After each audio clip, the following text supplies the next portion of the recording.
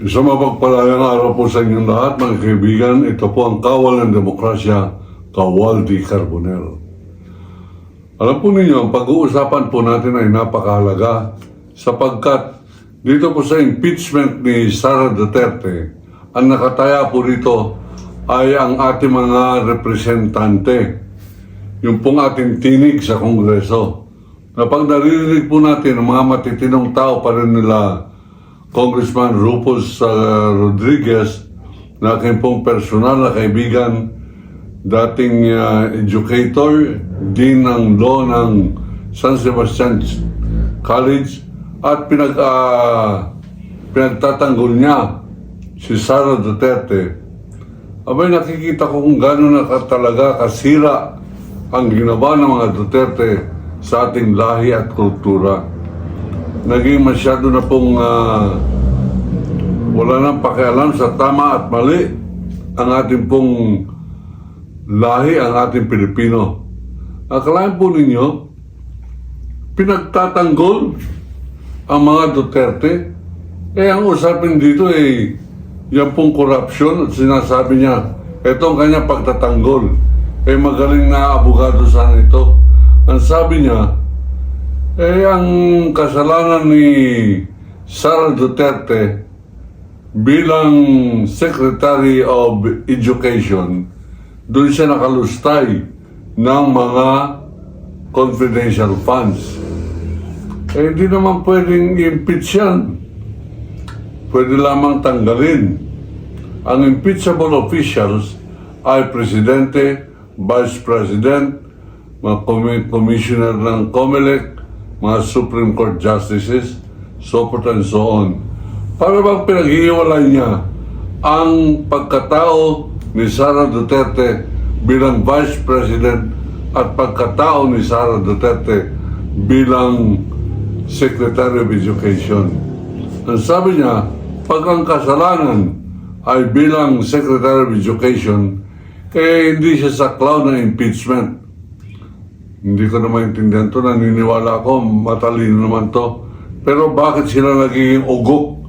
Sapagkat na-terrorize sila o nahawa sila sa Duterte legacy.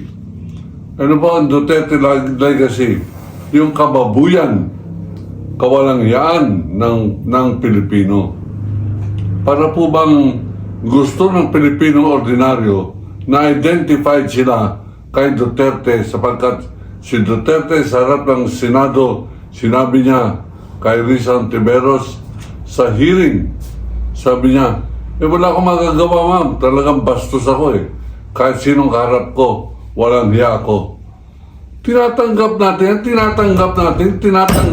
na meron tayong opisyal presidente pa naman ng Republika ng Pilipinas, ganyan magsalita, at pinapatawad siya, pinapalagpas ng mga senador. Bakit? Sapagkat takot sila dito sa duwag na si Duterte. Akala ninyo, para kunyari matapang sila, kumakampi sila, humahanay sila kay Duterte, mga idiots, bugok, mga duwag, sapagkat naduduwag lamang kayo.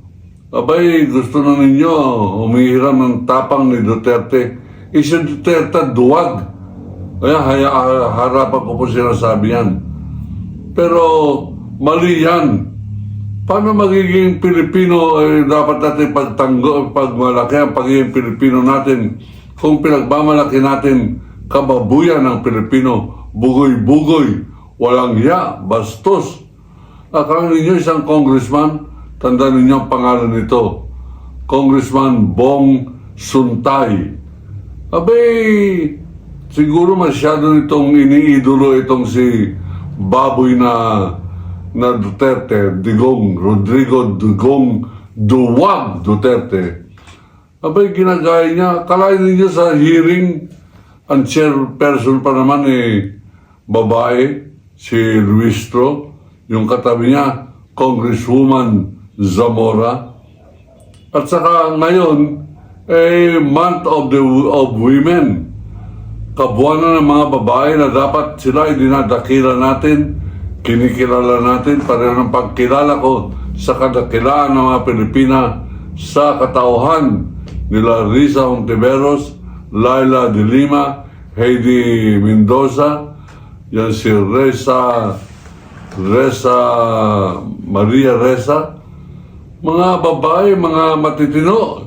Yung mga lalaki, abay, meron tayong mga suntay, meron tayong mga naging cabinet member ni Duterte, meron tayong mga Cayetano, meron Marcoleta, meron mga, hindi ba rin Robin Padilla, talagang haram na Muslim yan. Ano ibig sabihin na haram? Paliwanag ko sa inyo. Yan po ang pinakamababang uri na kinamumuhian ng kapwa Muslim. Haram. Yan ay kahirera ng baboy. Ang baboy, hindi po dinadakila ng Muslim yan. Pinandidirihan. Haram na karne. Madumi. Kasuklam-suklam. Ayan. Yan po ibig sabihin na haram. Pinapaliwanag ko po yan sapagkat meron po nagtatanong sa comment sa akin po mga content. Akalain po ninyo hanggang ngayon may mga nagsasabi pang mali ang aking bandera, bakit daw nasa taas? Hindi ko masabi sa kung yung uli ang pagkakataon, ipapaliwanag ko. Kaya po pula ang nasa taas sapagkat nagdideklara ko ng aking giyera laban sa China, laban sa corruption, laban sa lahat ng DDS na bumababoy sa ating lahi, lahing Pilipino. Pag naglahing DDS ka, ikaw ay baboy, ikaw ay dapat kasuklaman, ikaw ay dapat awayin. Kaya po, lahat ng DDS, hindi po pwede sa akin yan.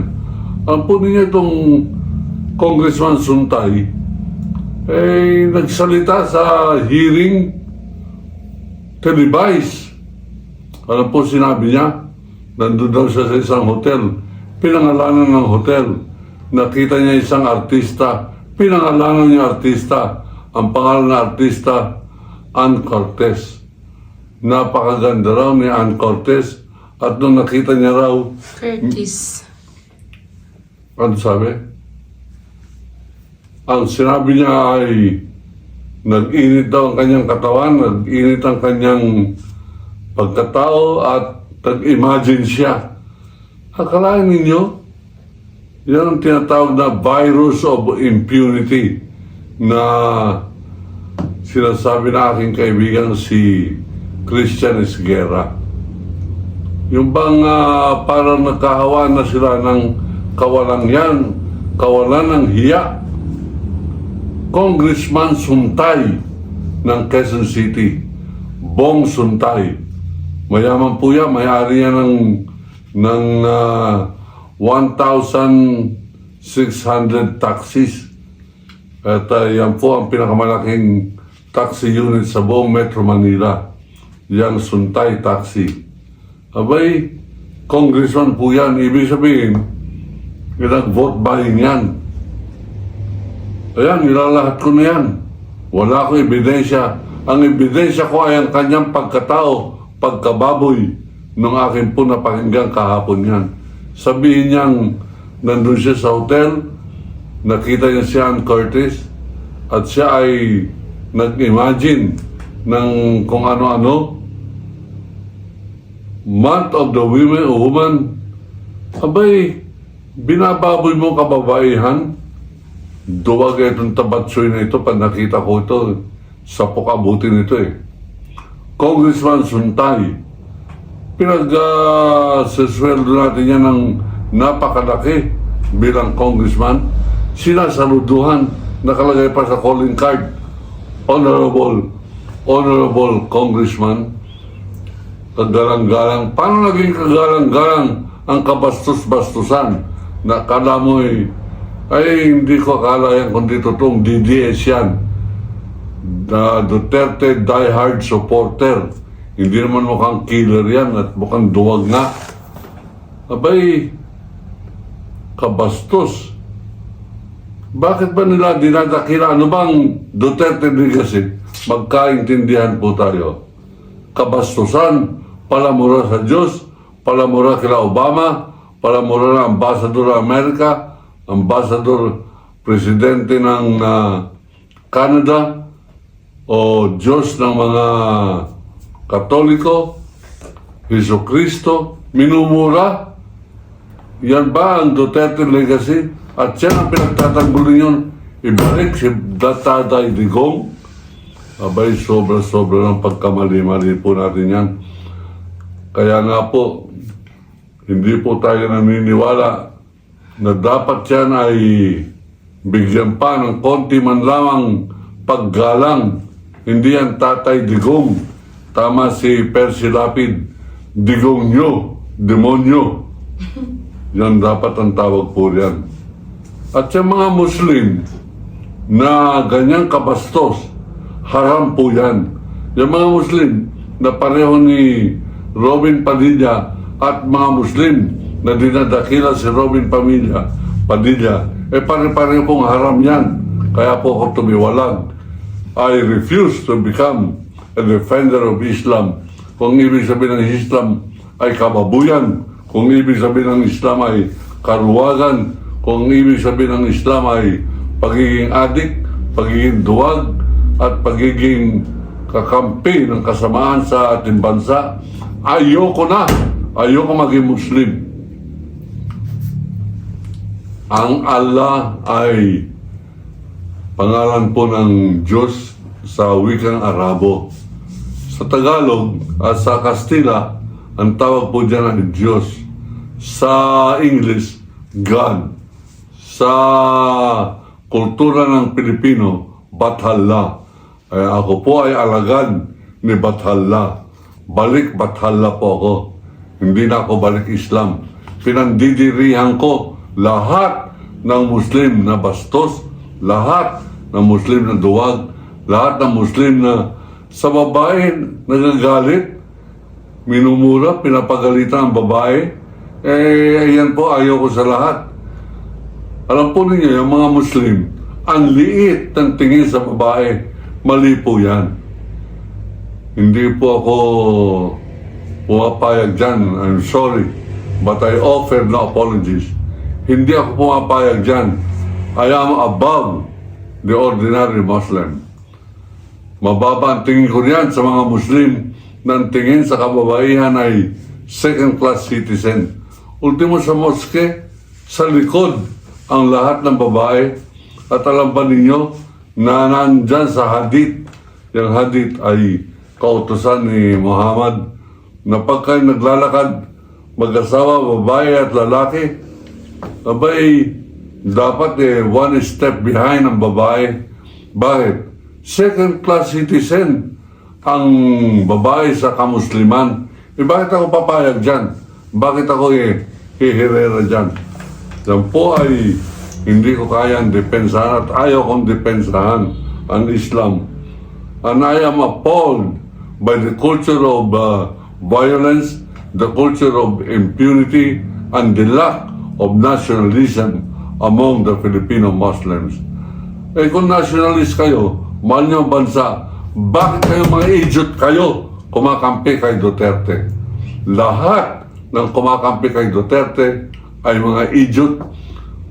Hindi po yan dapat pagmalaki ng ating lahi. Dapat yan ay ating pong hubaran ng ating paggalang sapagkat hindi kagalang-galang lahat ng Pilipino na kumakampi sa masama. Yan pong pagkampi kay Duterte sa kabila ng kanyang malawakang pagpatay ay isang uri ng pag-alipusta ng Pilipino sa kapwa Pilipino. Inaalipusta po ninyo yung mga nanay ng mga pinatay ni Duterte sa kanyang duwag na kampanya laban sa droga.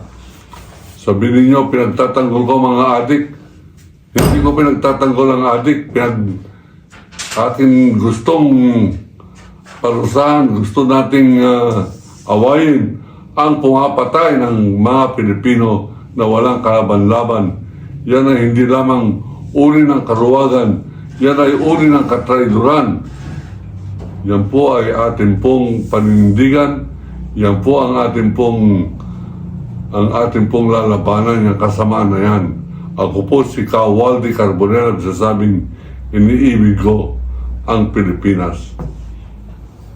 China, layas!